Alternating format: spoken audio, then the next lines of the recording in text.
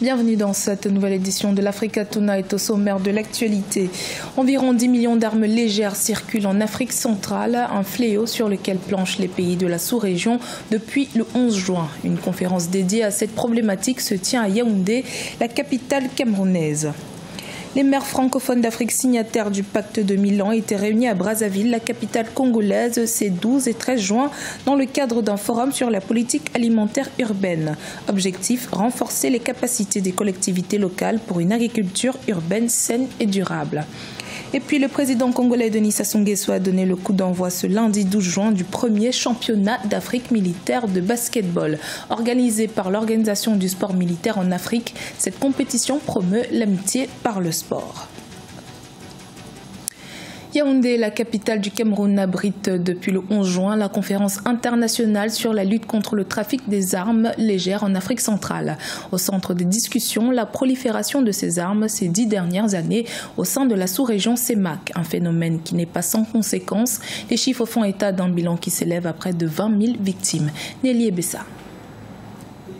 La première conférence des États partis à la Convention de Kinshasa, ouverte ce 11 juin à Yaoundé, présente le bilan de l'impact de la prolifération d'armes légères. Ivor Richard Fung, secrétaire général de la conférence, a fait état de près de 20 000 victimes liées au trafic associé à la circulation illicite de ces armes en Afrique centrale au cours des 10 dernières années. En vigueur depuis le 8 mars 2017, la Convention de Kinshasa milite pour le contrôle des armes légères et de petit calibre.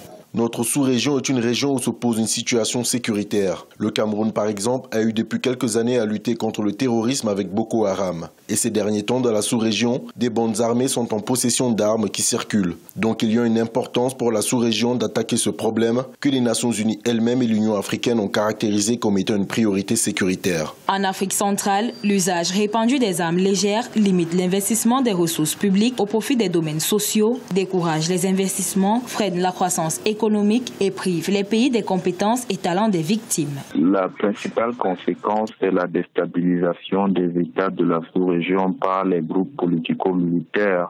Vous avez des conséquences sociales, notamment le déplacement des populations, les réfugiés, les crises alimentaires. Toutes ces conséquences et justement des actions des groupes politico-militaires découlent de la présence de ces armes légères de petit calibre dans la sous-région. Au terme de 3 jours de réflexion, les participants à cette première conférence devront mettre au point des stratégies collectives pour pallier le trafic d'armes en Afrique centrale. Pour rappel, la Convention de Kinshasa a été adoptée à l'unanimité le 30 avril 2010. L'ont ratifié l'Angola, le Burundi, le Cameroun, la République centrafricaine, la République du Congo, la République démocratique du Congo, le Gabon, la Guinée équatoriale, le Rwanda, Sao Tomé et Principe et le Tchad.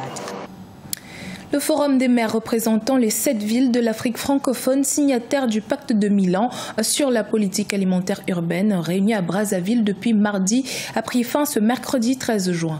L'objectif de cette rencontre était de prendre des initiatives visant à renforcer les capacités des collectivités locales pour une agriculture urbaine saine et durable. Reportage de notre correspondant d'Eva Panzo.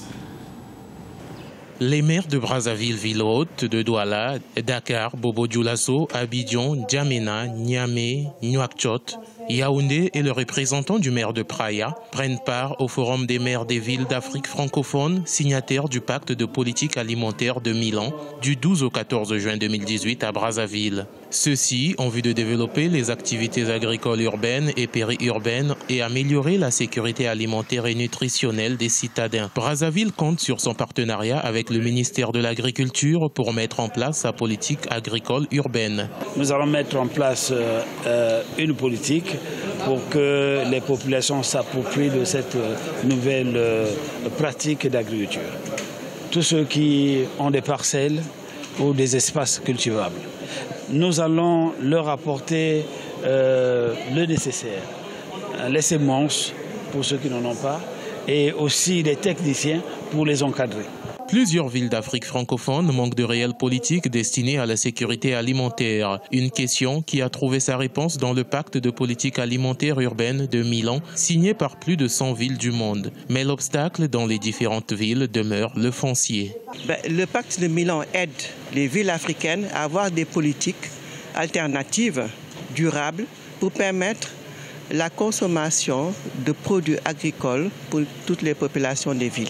Les contraintes, c'est le foncier, le manque d'espace agricole, c'est le changement climatique, parce que nous connaissons des périodes de sécheresse et des périodes pluvieuses d'inondation. Notons qu'une superficie d'1 mètre carré peut fournir 20 kg de nourriture par an. La sécurité alimentaire et la nutrition sont l'un des principaux défis auxquels les villes sont confrontées aujourd'hui. L'urbanisation rapide des villes africaines a un impact considérable sur les plans économiques, social, environnemental et culturel en Afrique.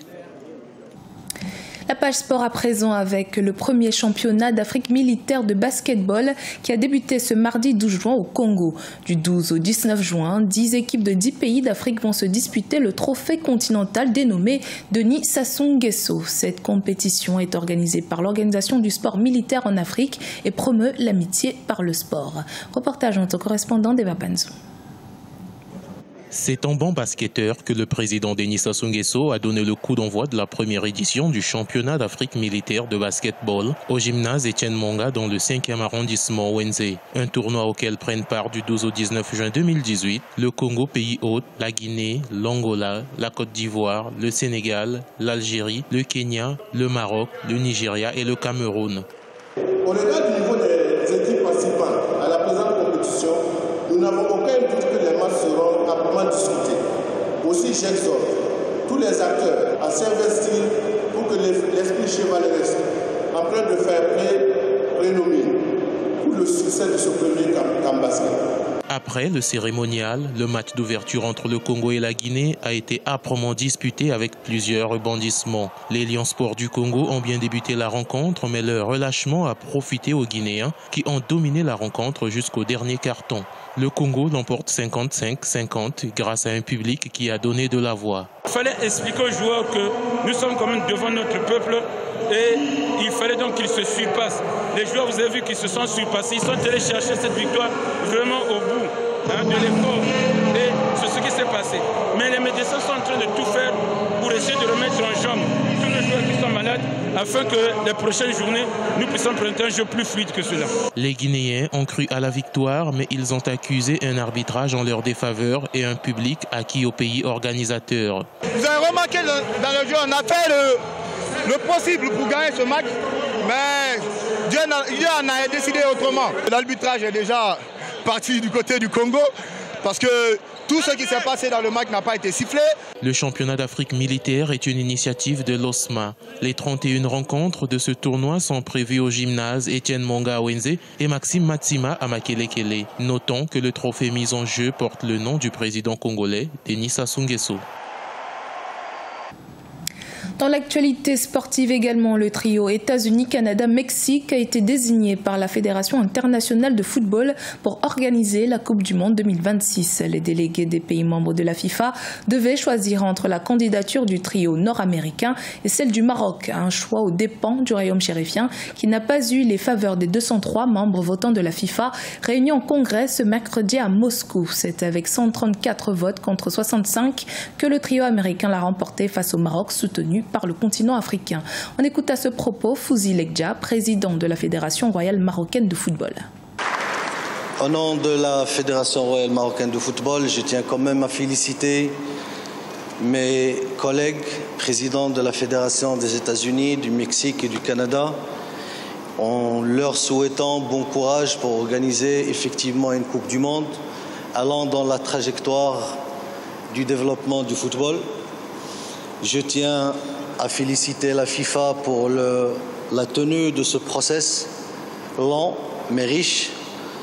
En l'occurrence, son président, M. Gianni, 1000 félicitations pour tout ce que vous avez fait pour effectivement faire évoluer les choses vers plus de partage et de transparence. Et je vous réitère la détermination de mon pays, du Maroc, pour continuer à travailler pour le football tout d'abord, pour la jeunesse en second, mais pour concrétiser ce rêve d'organiser une Coupe du Monde au Maroc. Mille merci. C'était le journal de la rédaction. Merci de votre fidélité. Dans un instant, une nouvelle édition de l'actualité sur Africa 24.